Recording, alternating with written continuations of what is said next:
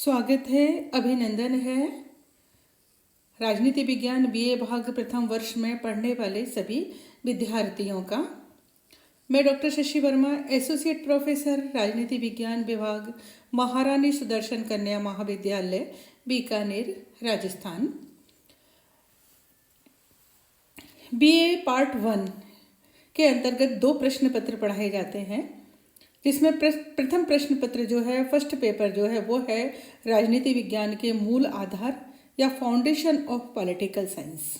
जैसा कि आपको नाम से ही विदित है कि राजनीति विज्ञान जिस विषयों के ऊपर आधारित है, उन सभी विषयों को इस पेपर के अंतर्गत पढ़ाया जाता है। मूल आधार राजनीति विज्ञान के उन सभी विषयों को इसके अंतर्गत पढ़ाया जाता है। तो सर्वप्रथम हम राजनीति विज्ञान का अर्थ क्या है, इसके बारे में जानकारी प्राप्त करते हैं। राजनीति विज्ञान स्वयं क्या है? राजनीति विज्ञान एक सामाजिक विज्ञान है। अंग्रेजी भाषा में इसको पॉलिटिकल साइंस कहते हैं। इसके अंतर्गत राजनीतिक संबंध एवं राजनीतिक संगठनों का अध्ययन किया जाता है। साइंस का जैसे हम मानते हैं, साइंस के कुछ अलग विषय होते हैं, जैसे कि जियोलॉजी है, केमिस्ट्री है, फिजिक्स है, हम उन्हीं को विज्ञान मानते हैं। लेकिन हम देखते हैं कि राजनीति के लास्ट में इन सभी विषयों के बाद विज्ञान लगा हो या ना लगा हो, लेकिन राजनीति विज्ञान के अंतर्गत या के विज्ञान लगा हुआ होता है। तो वास्तव में राजनीति विज्ञान एक नेचुरल विज्ञान न होकर एक सामाजिक विज्ञान है, जिसे हम पॉलिटिकल साइंस के नाम से जानते हैं। राजनीति विज्ञान के अंतर्गत राजनीतिक जो भी संबंध है एक राज्य का दूसरे राज्य के साथ, या हमारे यहाँ जो राजनीतिक संस्थाएं हैं, राजनीतिक संगठन हैं, उनका खुद का क्या सेटअप है, किस तरीके का उनका संगठन का निर्माण हुआ है, और वो संगठन भी एक किस तरीके से कार्य करते हैं, और संगठनों का आपस में क्या संबंध है, इन सभी के विषय में राजनीति विज्ञान के अंतर्गत हम पढ़ाई करते हैं। राजनीति का जो समान जो शब्द है वो है पॉलिटिक्स, जो यूनानी भाषा के पॉलिस शब्द से बना है। पॉलिस शब्द का जो यूनान में अर्थ होता था वो होता था नगर राज्य। प्राचीन यूनान में छोटे छोटे नगर राज्य होते थे, और पॉलिटिक्स शब्द इन्हीं नगर राज्यों की शासन व्यवस्था का बोध कराता है हमें कि इन नगर राज्यों के अंतर्गत जो शासन व्यवस्था का संचालन होता था वो किस तरीके का होता था। धीरे धीरे समय बीतता गया, मानव समाज में व्यापक राजनीतिक, धार्मिक और सामाजिक वैज्ञानिक परिवर्तन हुए, जिसके फलस्वरूप जो छोटे छोटे नगर राज्य थे उन नगर राज्यों ने बड़े राष्ट्रीय राज्यों का आकार ले लिया। इस राज्य का आकार बढ़ाने में सबसे पहले धर्म और विज्ञान का बहुत बड़ा हाथ रहा कि धार्मिक आधार पर हम एक दूसरे से जुड़ते चले गए और बड़े होते चले गए। फिर विज्ञान ने हमें एक दूसरे के ज़्यादा करीब ला दिया, जिस तरीके से हम अभी मैं आपको देख नहीं पा रही हूँ, लेकिन ई कंटेंट के द्वारा, ई माध्यम के द्वारा मैं आपसे रूबरू हूँ, आपके सामने हूँ, आपको पढ़ा पा रही हूँ, आपसे बात कर पा रही हूँ। तो इस तरीके से विज्ञान ने जो राजनीतिक जो राज्य है, राष्ट्रीय राज्य हैं, उनका क्षेत्र बहुत व्यापक कर दिया। तो राज्य के आकार के बढ़ने के साथ साथ राजनीति का क्षेत्र जो है वो भी व्यापक होता चला गया। आधुनिक काल में जीवन के सभी अंगों का अध्ययन वैज्ञानिक ढंग से होने लगा, अतः राज्य से संबंधित मानव के जो कार्यकलाप का अध्ययन भी व्यवस्थित रूप से और वैज्ञानिक ढंग से होने लगा। राज्य विषयक ये अध्ययन ही राजनीतिक विज्ञान कहलाता है। यानी कि जो मनुष्य है, मनुष्य का ये वृद्ध रूप राज्य है, क्योंकि राज्य को ही तो मनुष्य बनाता है।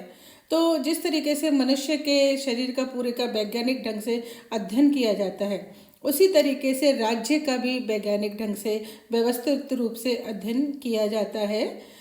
राज्य के कार्यकलाप कैसे हैं, राज्य की शासन व्यवस्था कैसी है, राज्य उन पर किस तरीके के अमल कर रहा है, ये सब हम राजनीति विज्ञान के अंतर्गत पढ़ते हैं। ये भी हम देखते हैं, कंपैरिजन भी करते हैं कि एक राज्य जो है किस तरीके का व्यवहार कर रहा है। मान लीजिए राजस्थान के अंदर कांग्रेस की सरकार है, तो उसका जो शासन काल है, उसके क्रियाकलाप है, वो किस तरीके से कर रहे हैं। दिल्ली के अंदर यदि आप पार्टी का शासन है तो वहाँ का जो शासनाध्यक्ष है वो किस तरीके के अपने कार्यकलापों को कर रहा है, या यूपी के अंदर, एमपी के अंदर बीजेपी की सरकार है तो वो किस तरीके से अपने कार्यकलापों को कर रही है, शासन व्यवस्था को संचालित कर रही है। तो ये सब का अध्ययन जो है हम राजनीति विज्ञान के अंतर्गत करते हैं। राजनीति विज्ञान की परिभाषा बहुत सारे विचारकों ने दी है, जिसमें ब्लंट असली के अनुसार राजनीति विज्ञान वह विज्ञान है जिसका संबंध राज्य से है, जो ये समझने का प्रयत्न करता है कि राज्य के आधारभूत तत्व क्या हैं, उसका स्वरूप क्या है, उसकी किन विविध रूपों में अभिव्यक्ति होती है तथा उसका विकास कैसे हुआ है।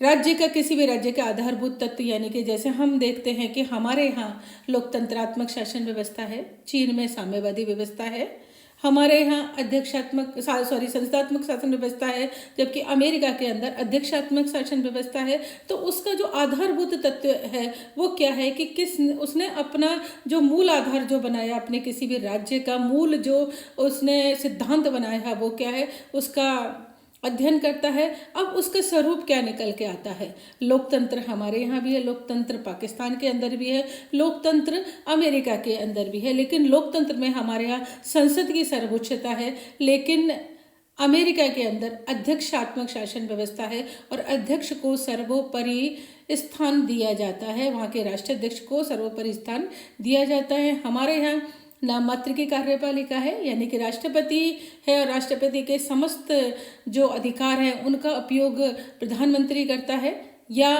राष्ट्रपति अपने अधिकारों का उपयोग प्रधानमंत्री की सलाह पर करता है। जबकि अमेरिका के अंदर दोनों ही जगह लोकतंत्रात्मक शासन व्यवस्था है, लेकिन अमेरिका के अंदर राष्ट्राध्यक्ष जो है वो सीधा जनता के द्वारा चुना जाता है और वो स्वयं अपने निर्णय लेता है। तो इस तरीके का जो स्वरूप है उस सभी का राज्य के राजनीति विज्ञान के अंदर अध्ययन किया जाता है। राज्य जो आज इस विकसित रूप में है, यानी कि पहले क्या था और आज किस विकसित रूप में, उस सब का भी अध्ययन किया जाता है। उसी तरीके से डॉक्टर गार्नर भी कहते हैं कि राजनीति विज्ञान विषय के अध्ययन का प्रारंभ और अंत जो है वो राज्य से होता है। लीकाक ने भी यही कहा है कि राजनीति शास्त्र जो है या राजनीति विज्ञान वो सरकार का अध्ययन है। सरकार किस तरीके से अपने शासन व्यवस्था को चला रही है, उसके राज्य के अंदर जनता को कितनी खुश है, जनता को क्या क्या अधिकार, क्या क्या कर्तव्य जो भी है मिल रहे हैं जनता को, यानी कि जनता किस तरीके से अपने आप को संचालित कर रही है, राज्य के द्वारा संचालित हो रही है, ये सभी जो है राजनीति विज्ञान के अंतर्गत अध्ययन किया जाता है। राजनीति विज्ञान का जो क्षेत्र है वो बहुत व्यापक है, इसका निर्धारण बहुत कठिन है। व्यक्ति एवं समाज का शायद ही कोई ऐसा पक्ष हो जो राजनीति इकाई से ना जुड़ा हुआ हो। हम अपने जीवन में बहुत सारे विषयों को लेकर चलते हैं। हम कहें कि हमने जूलॉजी को नहीं पढ़ा है, लेकिन जूलॉजी के अंदर जो पढ़ाया जाता है उनका बहुत कुछ ज्ञान हमें होता है। हम केमिस्ट्री, फिजिक्स, लोक प्रशासन, इकोनॉमिक्स सभी को अपने जीवन में आत्मसात करे हुए होते हैं और हम ही से ही तो ये सारे विषय निकले हुए हैं। लेकिन राजनीति विज्ञान जो है वो हमारे हर एक निर्णय से, हमारे हर एक पहलू से जुड़ा हुआ है। हम अगर कोई भी पढ़ते हैं, यदि हम पढ़ रहे हैं आज, तो हम किस स्कूल में, किस कॉलेज में पढ़ रहे हैं, सरकारी अगर कॉलेज में पढ़ रहे हैं तो सरकार हमारे लिए किस तरीके की वहाँ व्यवस्था कर रही है। अर्थात ये कि राजनीति जो है वो हमारे जीवन के प्रत्येक पक्ष से जुड़ी हुई है। राजनीति विज्ञान के क्षेत्र के अंतर्गत दो प्रकार के मूलतः दृष्टिकोण पाए जाते हैं। एक है परंपरागत दृष्टिकोण और दूसरा है आधुनिक दृष्टिकोण। अध्ययन के हम राजनीति विज्ञान का जब अध्ययन करने निकलते हैं तो दो दृष्टिकोणों पर आधारित होते हैं, एक परंपरागत और एक आधुनिक दृष्टिकोण। परंपरागत दृष्टिकोण के अंतर्गत गार्नर, गैटिल और गिलक्रास्ट के जो दृष्टिकोण है वो सम्मिलित हैं। ये सभी विज्ञान जो है वो राजनीति विज्ञान क्षेत्र के अंतर्गत राज्य सरकार और केवल उसके अंतर्गत जो राजनीतिक संस्थाएं हैं, जैसे कार्यपालिका, व्यवस्थापिका है, न्यायपालिका है, या हमारे नौकरशाह वर्ग है, उसका अध्ययन करता है परंपरागत जो दृष्टिकोण होता है। लेकिन परंपरागत दृष्टिकोण के बाद आज जो आधुनिक दृष्टिकोण आया है वो अपने अध्ययन को केवल राज्य और सरकार तक ही सीमित नहीं रखता है, वो मनुष्य के राजनीतिक व्यवहार का भी अध्ययन करता है, मनुष्य के सामाजिक जीवन का भी अध्ययन करता है, मनुष्य के आर्थिक जीवन का भी अध्ययन करता है और धार्मिक जीवन का भी अध्ययन करता है, नैतिक जीवन का भी अध्ययन करता है। और ये सभी पक्ष राजनीति को प्रभावित करते हैं और राजनीति इनको प्रभावित करती है। आर्थिक तथ्य, मान लीजिए आपने किसी भी पार्टी को पसंद किया या अपने जो प्रतिनिधि होते हैं उसको पसंद किया, लेकिन दूसरा प्रतिनिधि यदि आपके पास आपको पैसे देता है तो हमारा कह गई ये बहुत सारे लोगों का मत बदल जाता है और जिस व्यक्ति ने पैसे दिए हैं उस व्यक्ति को वोट डाल देता है। हम जानते हैं कि हमारे यहाँ से दो प्रतिनिधि खड़े हुए हैं, लेकिन एक हमारी जात का है, हमारे धर्म का है, लेकिन दूसरा व्यक्ति हमारी जात और धर्म का नहीं है, लेकिन वो ज़्यादा योग्य है, फिर भी हम अपने जाति और धर्म के व्यक्ति को वोट डालने चले जाते हैं। तो ये जो है राजनीति विज्ञान के अंतर्गत जो मनुष्य का ये व्यवहार है और उसके आर्थिक, धार्मिक, नैतिक जो है, इनसे जो प्रभावित होता है, क्रियाकलापों से जो प्रभावित होता है, उन सब का अध्ययन भी आधुनिक दृष्टिकोण के अंतर्गत किया जाता है।